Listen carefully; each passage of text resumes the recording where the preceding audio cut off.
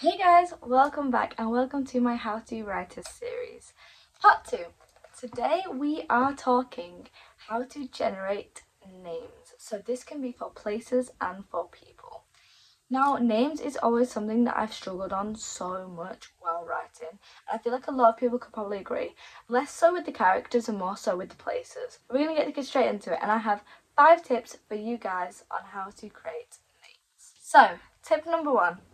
Use Google Translate. So this is something that I started doing a few years ago, and I really didn't think that this was a good idea. I was thinking, why am I doing this?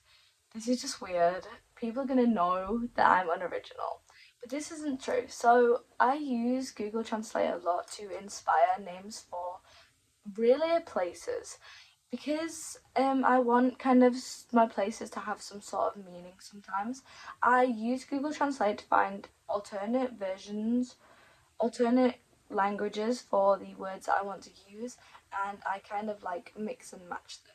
So the main language I use is Latin because I feel like Latin is such a fantastical language that it really works and sounds like fantasy.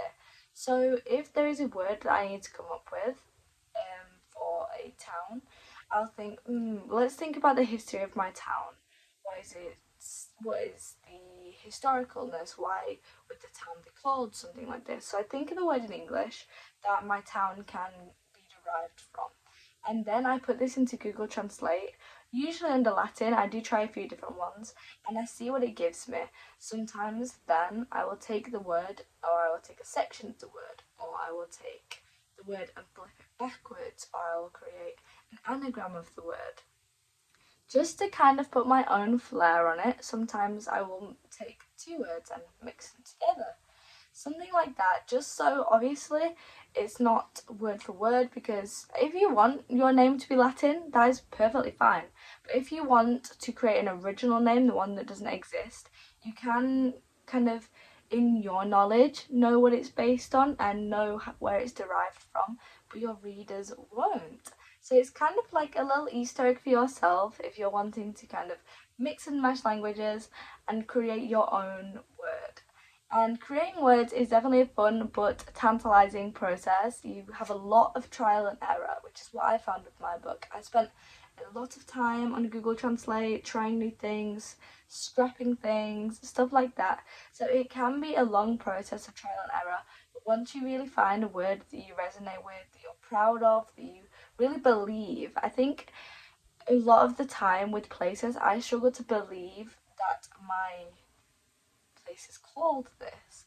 And therefore, for me, that shows that my name isn't working. So I want to be able to believe that my characters live here, that they've established this name many years ago, or however long your characters have been there. So it is hard, but it is worth it once done correctly. My second tip is word origins. Now, what this means is pick a word. For example, let's go with firefly. I don't know why that came to my head, but it did. Firefly. Now, hop over to Google, type in the origin of the word firefly. I don't know what's going to come up here because I'm not on Google right now, so maybe nothing will come up because I've just picked a random word from thin air.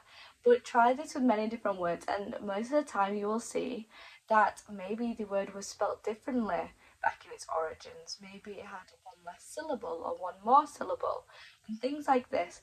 And things like this I found very useful to use because I've maybe searched in the word like light and found the origin of the word light and taken a section from that and used it as part of my world. And when I do this, I write it down in my notes section where it says, where I'm planning out my names, and I say originated from the word so and so, or translated from the word so and so. I also like to do pronunciations in this section because I can look back maybe a week later and forget how I've written my word to be pronounced. So that can also be helpful once you've got your word. But yeah, looking at word origins I find super helpful just because maybe you don't want to use the basic word that everybody knows of in this generation, and maybe you want to kind of make it sound more historical or more kind of thought out in that sense. So yeah, because maybe you want to use an English word, maybe you want to use a word that is derived from Greek or something like that. So looking into word origins of things is such a good idea because you really kind of get that historical feel for your word because of how it was originally intended or originally derived. So I think word origins is a great place to start. Another thing I would recommend is using a thesaurus. So using a thesaurus, whether this be an online one or an in-person one, is a great way to find different words. So for example, I wanted to, in my fantasy project at the minute, I have a city and I have a part of the city which has a castle. And I didn't want to put the city's name and castle on the end because I thought, what a rubbish word. So I hopped onto a thesaurus and I searched up synonyms for castle. So there were things like empire, fortress, citadel, things like this. And this is so useful because instead of writing, say, London Castle, you could write London Citadel or London Fortress. For example, probably don't use London in your fantasy book if you are writing a new world because London exists. But that was just my example. But yeah, using a thesaurus really can help you just make your creativity even more and kind of like give you words that aren't common to use. Uncommon words in books like I really like because I think, oh, that is clever, you know, like there's a good spin on something. So instead of using more boring terms or more overused terms, shall I say, to describe stuff, maybe like a street, use a different word for street, or a bar, use a different word for bar, or things like that. So if you're creating location specific places like that, I do think using thesaurus is really a great way to like inspire names. And of course, I usually go to the thesaurus after I've created my name initially, just because I usually have like a name and then a location specific name. You know what I mean? So like London Citadel, for example. But yeah, using a thesaurus is really a great way to kind of like take your idea and kind of just spin around, kind of make it fancier, make it jazzier, put glitter on it, whatever you want to do. But yeah, using a thesaurus is really great. My next tip is use the world around you. So this is a great idea. So for example, my boyfriend, this is nothing to do with books, but he does create football teams, which I think is a really creative thing to do. And to name his football teams, he looks at all of the different places that we live in England and he looks at the word prefixes and suffixes.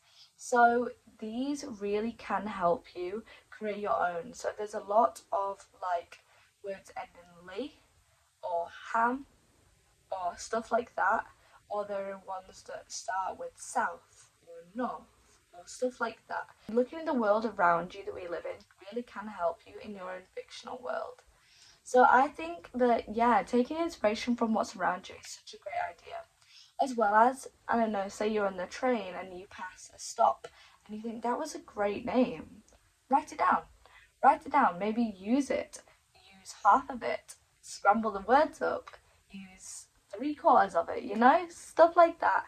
I think just seeing words all over really help to inspire your own words and you kind of you know what you want to take from each word to make it believable, to make it useful, and to make it your own, which is really such a like important thing to do. The last thing I'm going to talk about is name meanings. So this relates to characters, and for characters, what I like to do is I like to think of a word, think of a name that I know is a name, and I'll search up the meaning of it. I'll say, what's the meaning of something? And if it's a name meaning I like, I can think, oh, I kind of like that meaning. Should I take a letter off it? Stuff like that. Or there's the other way where you search up names meaning something. Say your character it has been associated with life. You can search into Google or search in anywhere. Names meaning life. Names meaning light. Names meaning breath. Names meaning life force, stuff like that. So anything that like you associate your character with, if you want your character to have kind of a metaphorical name or kind of like a thematic name that maybe your audience won't clock onto, or maybe you'll only clock onto, is a great idea to create character names, because having names that mean something really can create like a personal connection with your character, to the character and the story, or to the character and their backstory, or to the character and their future, stuff like that. So looking into name meanings is really like a great way to get inspired and to give your character kind of that thought out name rather than just chucking a name. Obviously though, you can just give your character any name.